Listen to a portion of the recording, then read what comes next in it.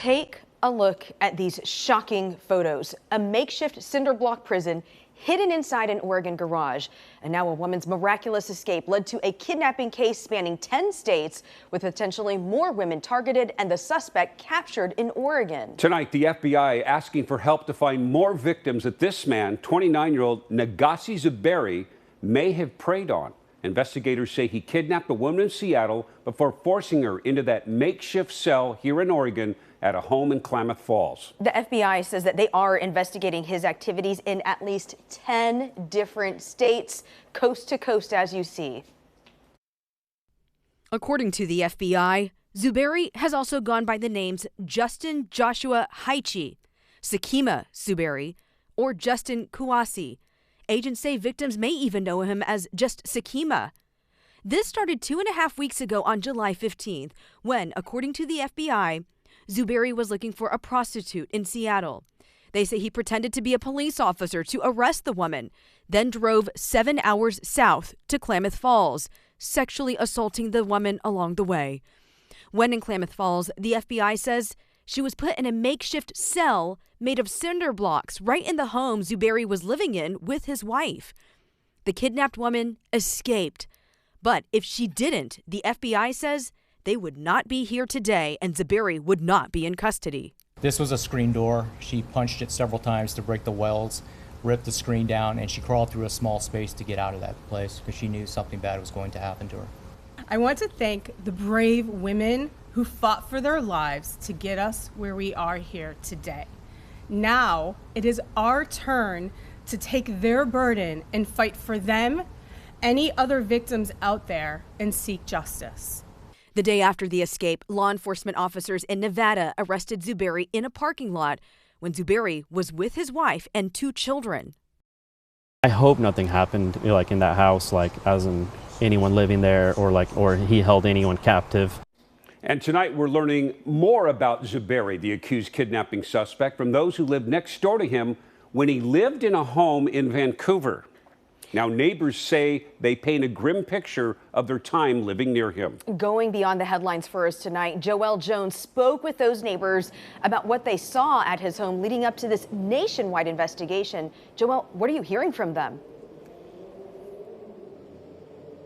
Well, Liz, from anti-harassment orders to videos of Zuberi threatening them, neighbors tell us living next to the suspect was a nightmare until he was evicted in May. And while residents say the kidnapping charges did come as a shock, they tell us to hear he was arrested was no surprise. I wasn't surprised. Personally, I wasn't surprised. I knew something's going to go down. It was always something left to right going on that didn't feel right. Living next door to an accused abductor. Neighbor Mark tells us he was surprised to see FBI agents at his Vancouver home yesterday morning, but not at all shocked when he learned who they were investigating. For him, it was more like, you know, I'm the man, I'm taking charge.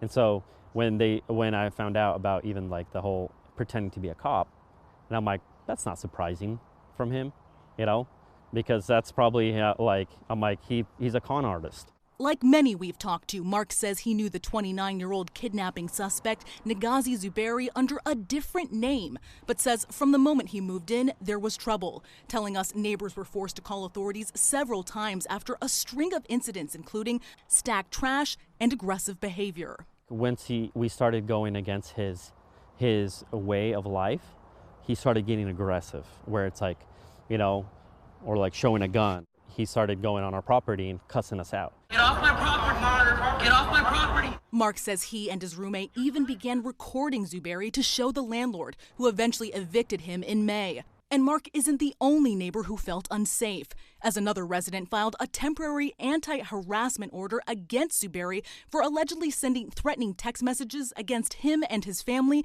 back in March. It's an unlawful protective order because you haven't approved harassment. It's a temporary Where's the order, harassment? and you have a right to be served. With the FBI linking the suspect to 4 other sexual assault cases, Mark says he hopes no one was harmed while staying in the house next door, telling us he is now replaying moments he witnessed, like the time he saw a young woman in shorts locked out of the home in 30-degree weather. I'm like, I can take you to a shelter. I'm like, do you want me to call the cops? No, don't call the cops. Like, freaked out. And I'm like, okay, is there something going on inside the house that we need to know about?